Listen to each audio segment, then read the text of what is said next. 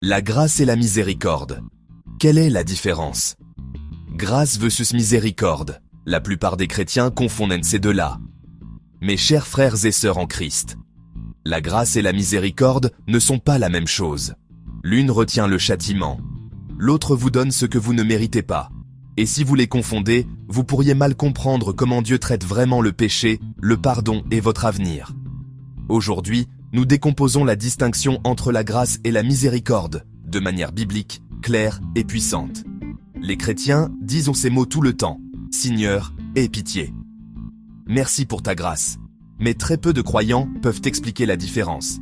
Et mal comprendre la grâce et la miséricorde mène à la culpabilité, la peur, la confusion spirituelle. Alors laissons l'Écriture définir l'Écriture. Section 1. Qu'est-ce que la miséricorde?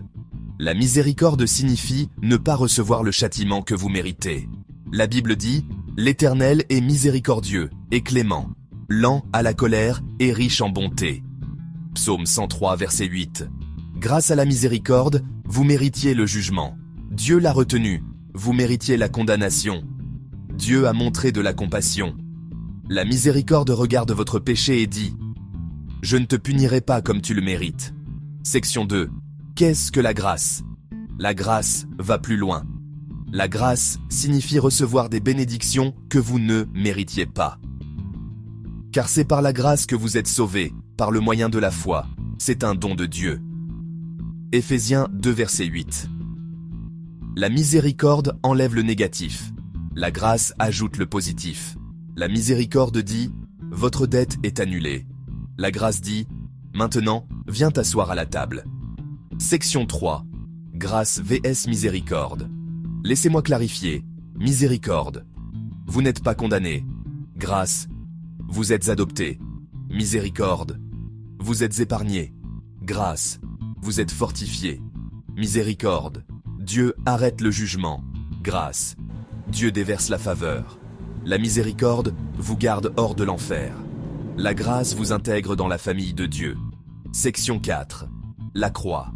Où grâce et miséricorde se rencontrent à la croix. La miséricorde a dit « Tes péchés sont pardonnés ». La grâce a dit « Tu es rendu juste ». Dieu prouve son amour envers nous, en ce que, lorsque nous étions encore des pécheurs, le Christ est mort pour nous. Romains 5, verset 8. La miséricorde a traité votre passé. La grâce a assuré votre avenir. Section 5. Pourquoi cela compte pour les croyants? D'aujourd'hui, beaucoup de chrétiens vivent seulement sur la miséricorde. Toujours pardonnés, mais jamais transformés. Mais Dieu ne vous a pas sauvé juste pour vous épargner. Il vous a sauvé pour vous changer. Car la grâce de Dieu, qui apporte le salut à tous les hommes, nous enseigne à renoncer à l'impiété. Tite 2, versets 11 à 12. La miséricorde pardonne. La grâce fortifie. Section 6.